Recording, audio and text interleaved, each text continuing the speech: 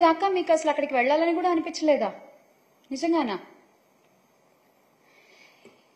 ఏదేమైనా ఆ ఆసిఫియా అయితే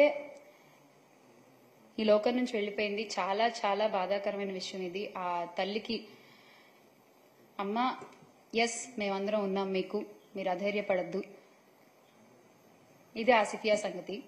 ఇక తర్వాత పోలీస్ అధికారులు గురించి మనం మాట్లాడుకుంటున్నాం. పోలీసులు ఏం కేసులు నమోదు చేయట్లేదు, పోలీసులు తెలుగుదేశం పార్టీ నాయకుల్ని కాపాడడానికి ప్రయత్నం చేస్తున్నారు అని చెప్పి మాట్లాడుకుంటున్నాం. కానీ పాపం వాళ్ళు మాత్రం ఏం చేస్తారులేండి, వాళ్ళ కుటుంబాలకే రక్షణ లేదు.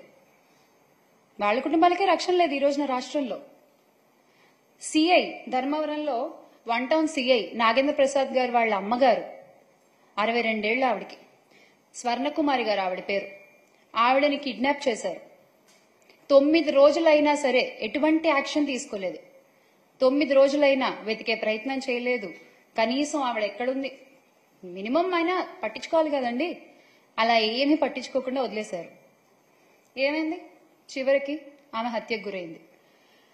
పోలీసుల కుటుంబాలకే రక్షణ లేకపోతే ఇక మిగతా వాళ్ల పరిస్థితి ఏంటి? ఈ రాష్ట్రంలో ఏంటి మిగతా వాళ్ల పరిస్థితి?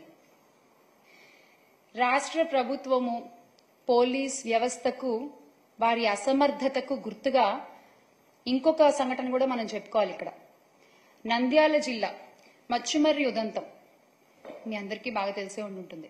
మచ్చుమర్రికి చెందిన వాసంతి అనే 5వ తరగతి విద్యార్థినిపై జూలై 7న కొందరు ఆ అమ్మాయిని అపహరించుకుపోయారు. ఆ తర్వాత ఆ అమ్మాయిని అత్యాచారం చేసి వాళ్ళ కుటుంబీకులు పోలీసుల్ని కాపాడమని అడిగితే, కంప్లైంట్ చేయమని అడిగితే, ఆ కంప్లైంట్ ఏదో తూతు మంత్రంగా అలా నోట్ చేసుకుని వాళ్ళకేదో కథ చెప్పారు. అత్యాచారం చేసి కృష్ణానదిలో పడేశారు అని చెప్పేసి చేతులు దులిపేసుకున్నారు. ఆ తర్వాత ఆ అక్యూజ్డ్ సంబంధించిన కుటుంబానికి సంబంధించిన ఎవరో ఒకరిని లాకప్ డెత్ చేసి కేసుని డైవర్ట్ చేసే ప్రయత్నం చేశారు తప్ప ఈ రోజుకి కూడా ఆ బాడీ ఏమైంది ఎవరికి తెలియదు. ఆ కుటుంబానికి ఆ అమ్మాయి బాడీ అందలేదు. ప్రభుత్వం నుంచి ఆ కుటుంబానికి ఎటువంటి న్యాయమూ జరగలేదు. ఏంటండి మహిళలకు మీరు ఇచ్చే గౌరవం? ఏంటండి చిన్నపిల్లల్ని మీరు కాపాడేటువంటి విధానం? ఇదా? మళ్ళీ గౌరవనీయులైన హోమ్ మినిస్టర్ గారు వంగలపూడి అనిత గారు ఒక మహిళ.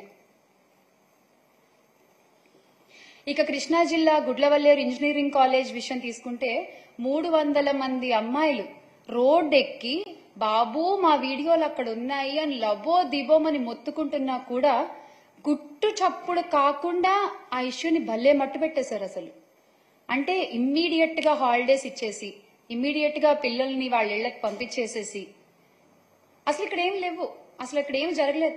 అరే కళ్ళ ముందు చెప్తున్నారు కదా ఆడపిల్లలందరూ వచ్చి, అది మీకు కనిపించట్లేదా? కావాలని చెప్తారా? సరదాగా చెప్తారా ఆడపిల్లలు ఇలాంటి విషయాల్లో?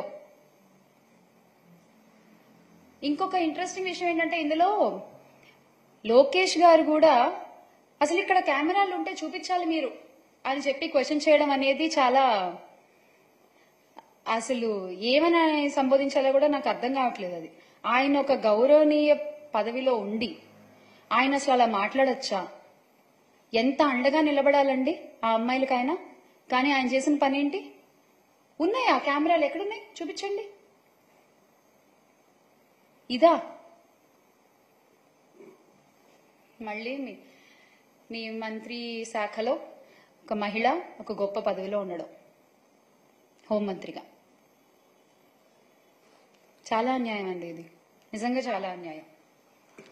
ఇదే జగనన్న ప్రభుత్వంలో తీసుకున్నట్లయితే క్షేత్ర స్థాయిలో మహిళలకు, చిన్నారులకు, బాలికలకు జగనన్న ప్రభుత్వం అండగా నిలబడింది.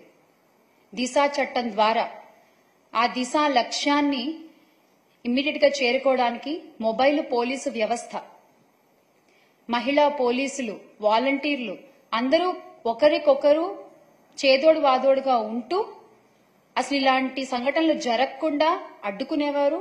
జరిగినా ఇమ్మీడియట్ యాక్షన్ తీసుకునేవాళ్లు, బాధితులకి న్యాయం జరిగేది, తప్పు చేసిన వాడికి శిక్ష పడేది. అంత గొప్ప వ్యవస్థని మీరు భ్రష్టు పట్టించారు. అడ్డు అదుపు లేకుండా ఈ రోజున నేరగాళ్లు చెలరేగిపోతున్నారు. ఎందుకు ఆగుతారు? ఇలాంటి గొప్ప గొప్ప వ్యవస్థలు ఉన్నప్పుడు